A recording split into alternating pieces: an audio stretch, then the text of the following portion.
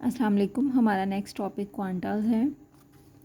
Sometime हमारा interest ये होता है कि हम ये देखना चाहते हैं कि डाटा में कितने परसेंट वैल्यूज़ हैं जो किसी स्पेसिफाइड वैल्यू से छोटी हैं या फिर बड़ी हैं।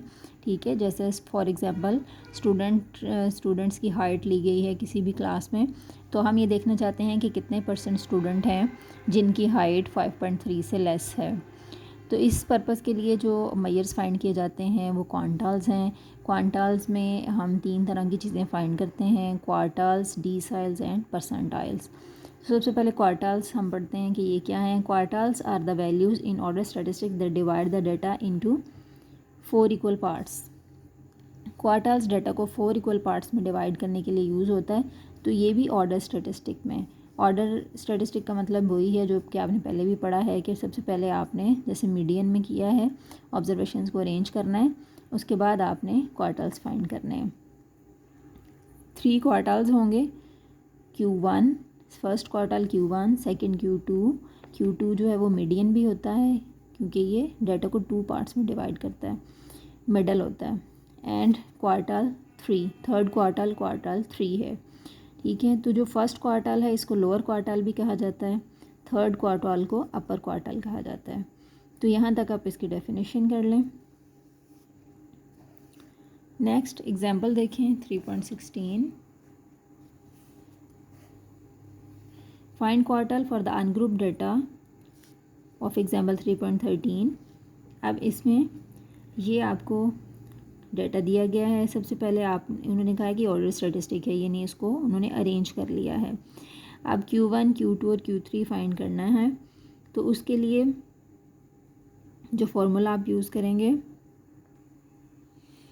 क्वार्टल्स फाइंड करने के लिए जो फॉर्मूला आप यूज़ करेंगे वो ये है कि जो मीडियन का फॉर्मूला आपने यूज़ किया था वो था n+1/2th ऑब्जर्वेशन।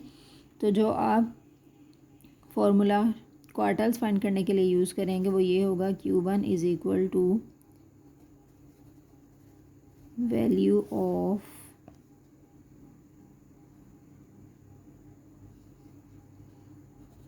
n+1/4th observation. ठीक है, वैल्यू ऑफ n+1/4th ऑब्जर्वेशन। इसी तरह आप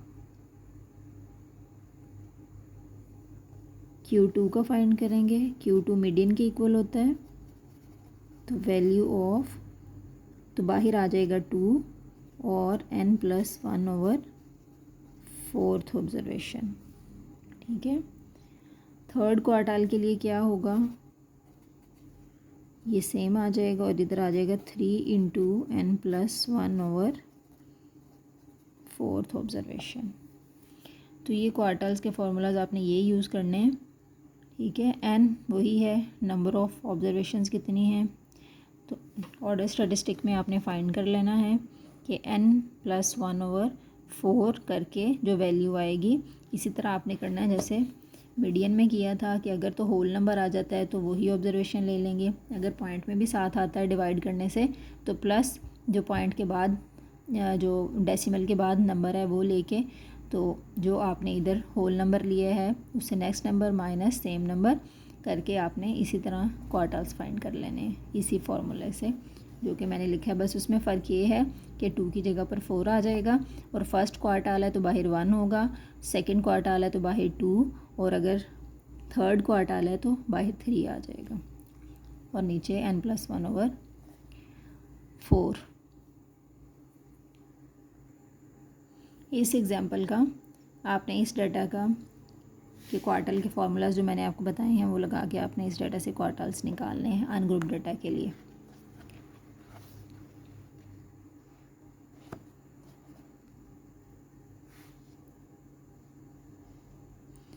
ये ग्रुप डाटा के लिए है, ये फार्मूलाज ग्रुप डाटा के लिए दिए गए हैं। Q1 L+H/4, जब मीडियन था तो n/2 - c था, अब क्वार्टल्स हैं तो n/4 - c। ये जितने पार्ट्स में डिवाइड करेगा डाटा को उतना नंबर जो है वो इसके डिनोमिनेटर में आ जाएगा। L+H/4 n H/f n/4 - c। Q2 के लिए क्या हो जाएगा 2 × n/4, Q3 के लिए 3 × n/4, रिमेनिंग फार्मूला सेम होगा। ये वही इनकी डेफिनेशंस हैं जो कि मीडियन के फॉर्मूले में आपने पढ़ी हैं। Lower class boundary, class interval, corresponding frequency, preceding cumulative frequency, और ये summation F into 3 divided by 4 आ जाएगा। पहले इसको कैलकुलेट करेंगे, लोकेट करेंगे और देन ये सारी चीज़ें।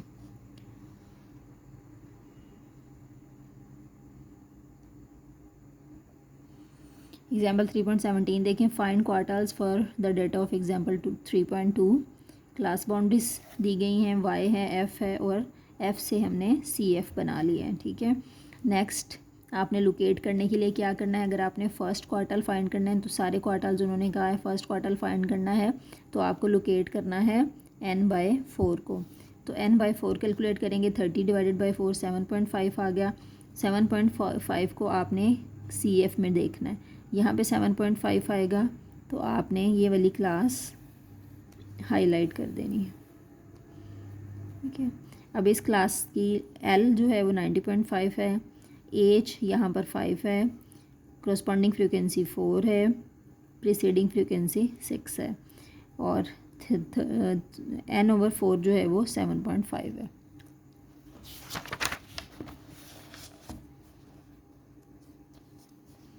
ठीक है, ये वैल्यूज़ पुट करके आप Q1 निकाल सकते हैं। नेक्स्ट Q2 है। Q2 के लिए क्या लोकेट करेंगे, 2n/4, और ये मीडियन भी होता है, आप n/2 कर लें या 2n/4 कर लें, सेम आंसर आएगा, ठीक है। तो लोकेट करने पर क्या आएगा, वैल्यू क्या आती है, वैल्यू 15 आती है, ठीक है। तो 15 को आपने देख लेना है कि कहाँ पर आ रहा है। 15 यहाँ पर आ रहा है, 20 में आ रहा है, तो 20 वाली क्लास अब आपने हाईलाइट कर लेनी है। अब इसमें आपने इसकी L 95.5, F 10, H 5, ठीक है, प्रीसीडिंग 10 और 2n/4 15,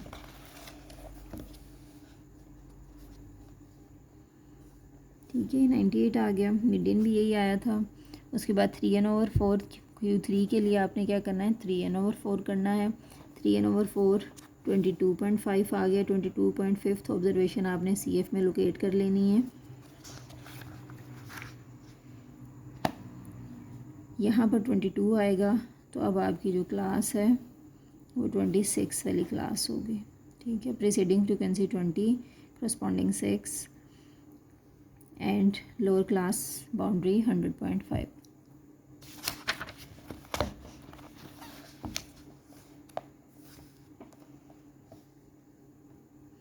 फॉर्मूले में पुट करें सारी वैल्यूज़, Q3 आ जाएगा। नेक्स्ट है डेसिल्स। Deciles are the values in order statistic that divides the data into 10 equal parts. Deciles 9 values होंगी जो कि डाटा को 10 पार्ट्स में डिवाइड करेंगी। इनको D1, D2, D3 sworn D9 से डिनोट करते हैं, ठीक है। यहाँ तक इसकी डेफिनेशन कर लें। अब अनग्रुप डाटा के लिए इसको कैसे फाइंड करना है। अनग्रुप डाटा को फाइंड करने के लिए 2 स्टेप्स दिए गए हैं। सबसे पहले ऑब्जर्वेशंस को ऑर्डर करना है। सेकंड नंबर पर mth डेसिल फाइंड करने के लिए आपने प्रोडक्ट mn/10 लेनी है, ठीक है। mn/10 लेनी है। m जो है वो जितना डेसिल आप फाइंड कर रहे हैं, सपोज मैं थर्ड डेसिल फाइंड कर रही हूँ तो 3 × n डिवाइडेड बाई 10। ये अगर तो ये इंटीजर नहीं है तो इसको आप राउंड अप कर लें, ठीक है। इंटीजर ना होने का मतलब है कि डेसिमल में नंबर आता है 2.5, 3.3, 2.10, ठीक है। तो अगर तो ये डेसिमल में आता है तो इसको आपने राउंड कर लेना है। राउंड करने का आपको पता है रूल क्या है। अगर डेसिमल के बाद 5 या 5 से बड़ा नंबर आ जाए तो आपने 1 प्लस करना होता है, अगर नहीं आए तो सेम नंबर लेना होता है, ठीक है। तो राउंड ऑफ कर लें इसको और फिर देख लें कि ऑर्डर्ड वैल्यू में डाटा के अंदर उस नंबर के अकॉर्डिंग कौन सी वैल्यू आ रही है। अगर mn/10 इंटीजर है, ठीक है, होल नंबर है, तो फिर क्या करें, फिर कैलकुलेट करें जो नंबर इसका डिवाइड करके आएगा। mn/10 कैलकुलेट करने के बाद जो नंबर आएगा उसको उन्होंने kth नंबर कहा है, तो वो वाला नंबर और उससे नेक्स्ट नंबर, ठीक है, उसका आपने मीन ले लेना है, यानी इन दोनों नंबर को प्लस करके 2 पे डिवाइड कर देना है, तो mth डिसाइल आपके पास आ जाएगा।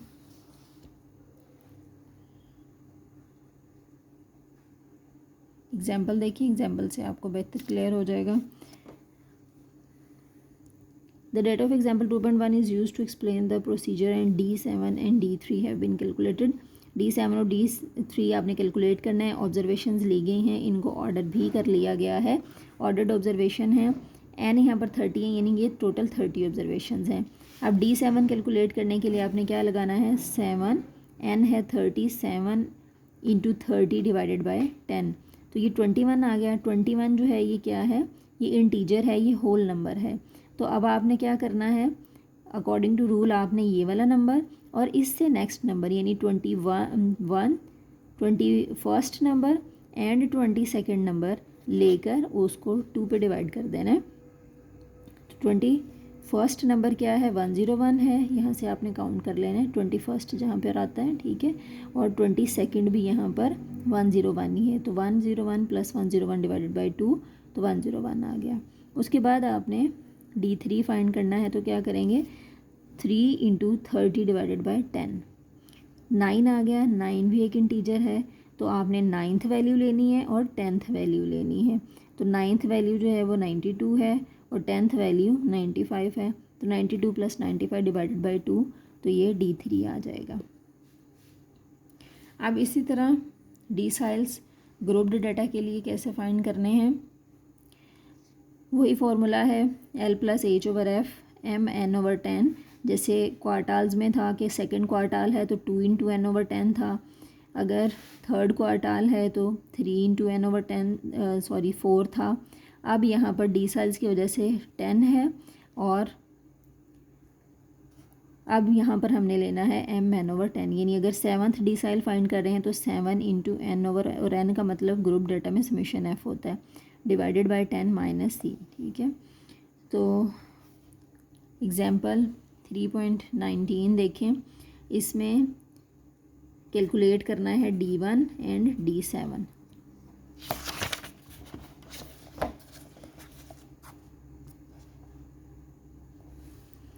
तो D1 कैलकुलेट करने के लिए 1 इंटू 30 डिवाइडेड बाई 10 करेंगे तो थर्ड ऑब्जर्वेशन आ गई, तो इसको आपने CF में लोकेट कर लेना है। ये एग्जाम्पल वही ली गई है जो कि हमने प्रीवियस सॉल्व की है। 3.17 का डेटा यूज़ करना है, ये 3.17 है। तो पहला 1 इंटू 10 डिवाइडेड बाय MN है यहाँ पर आई थिंक 30, तो ये 3 आ गया। तो थर्ड ऑब्जर्वेशन जो है कहाँ लोकेट करनी है, वो आपने CF में लोकेट करनी है। 3 यहाँ पर आ जाएगा, तो फर्स्ट क्लास आपने इसकी हाईलाइट कर देनी है,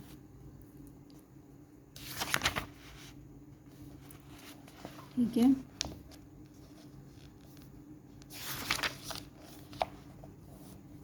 तो उसमें लोअर क्लास बाउंड्री 85.5 है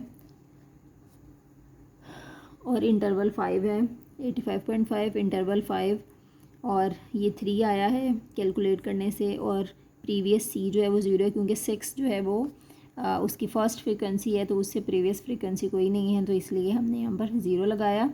तो 88 जो है वो D1 आ गया। अब D7 भी इसी तरह 7 इंटू 30 डिवाइडेड बाई 10, 21 आ गया। 21 जिस क्लास में लाई करेगा उसकी तमाम इन्फॉर्मेशन आपने ले लेनी है। 21 यहाँ पर लाई करता है, ठीक है। तो यहाँ से आपने 100.5, 5 एंड 6 ले लेना है और प्रीवियस फ्रीक्वेंसी 20, ठीक है।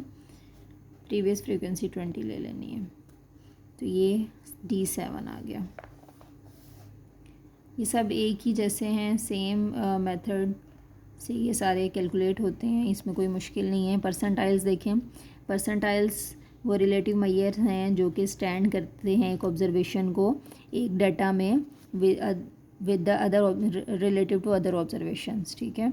तो ज़्यादातर जो यूज़ किए जाते हैं क्वांटाइल्स, उनमें परसेंटाइल्स ही आते हैं और क्वार्टल्स और परसेंटाइल्स का यूज़ ज़्यादा है। इसमें यह है कि हम किसी एक ऑब्जर्वेशन को या किसी एक जो है वो किसी की हाइट को देखते हैं कि रिलेटिव टू अदर्स वो किस जगह पर खड़ा है, यानी किस ग्रुप में वो आता है, कितने % लोगों में वो शामिल है, अगर उसकी इतनी हाइट है या इतना वेट है। तो अनग्रुप डाटा के लिए जैसे आपने डिसाइल्स फाइंड किए थे, इसी तरह परसेंटाइल्स फाइंड करने हैं। MN/100 ले लेना है, ठीक है। तो इसी तरह वही इसके भी 2 रूल्स हैं। सबसे पहले ऑब्जर्वेशंस को ऑर्डर करना है। MN/100 करके अगर इंटीजर नहीं आता, यानी डेसिमल में नंबर आता है, तो उसको राउंड ऑफ कर लें। अगर तो वो एक इंटीजर आ जाता है तो वो kth नंबर और उसका नेक्स्ट नंबर का मीन ले लें।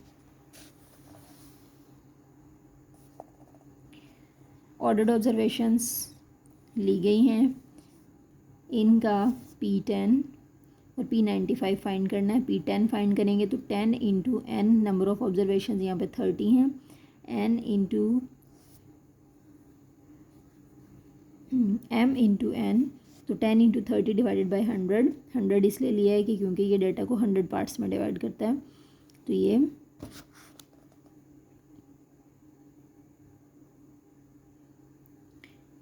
3 आ गया। 3 को आपने लोकेट कर लेना है। यहाँ पर अनग्रुप डाटा है तो 3 जो है वो आपने 3 क्या है कि इंटीजर है, तो kth नंबर और उससे अगला नंबर 3rd और 4th नंबर का मीन लेना है। 3rd नंबर 88 है और 4th 89 है, इन दोनों को प्लस करके 2 पे डिवाइड करेंगे तो P10 आ जाएगा। नेक्स्ट P95 लेना है। P95 के लिए 95 इंटू 30 डिवाइडेड बाई 100 करेंगे, 28.5 आ गया। तो अब ये डेसिमल में आया है तो हमने इसको राउंड ऑफ कर लेना है, क्योंकि पॉइंट के बाद 5 है तो हम 28 में एक नंबर ऐड कर लेंगे। 29th ऑब्जर्वेशन अब हमने जो है वो अपने डाटा में फाइंड आउट करनी है।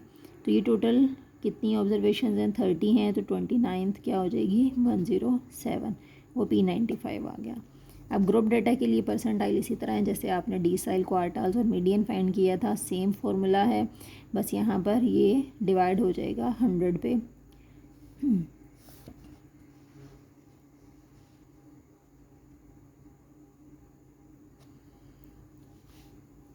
20th एग्जाम्पल है कि फाइंड करें P10, P25, P50 and P95 for the group data of example 3.17।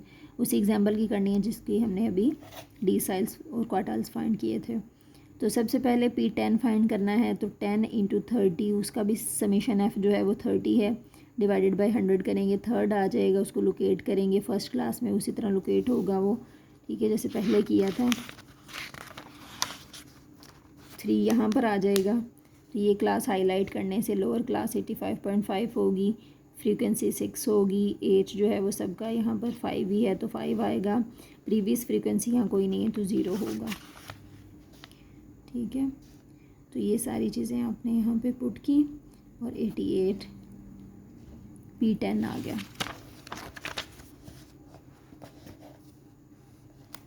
Next P25 find करना है, तो 25 इंटू n यानी summation f divided by 100 minus c, तो ये क्या आ जाता है n/4, यानी ये Q1 के इक्वल आ जाता है। जो P25 है वो फर्स्ट क्वार्टाइल के इक्वल आता है, और जो P50 है ये Q2 के और मीडियन, P50 Q2 और मीडियन ये सेम वैल्यूज़ हैं, ठीक है। P75 और Q3 ये सेम वैल्यूज़ हैं, P25 और Q1 ये इक्वल हैं। अब वो कह रहे हैं कि ये फाइंड हम कर चुके हैं, P50 जो है वो Q2 है और मीडियन है, ये फाइंड हो चुका है। P75 भी हम Q3 की सूरत में फ़ाइंड कर चुके हैं, इसलिए वो नहीं करना क्योंकि सेम एग्जांपल पे कर रहे हैं। नेक्स्ट है 95th परसेंटाइल, तो 95 इंटू 30 डिवाइडेड बाई 100 करने से 28.5 आया है,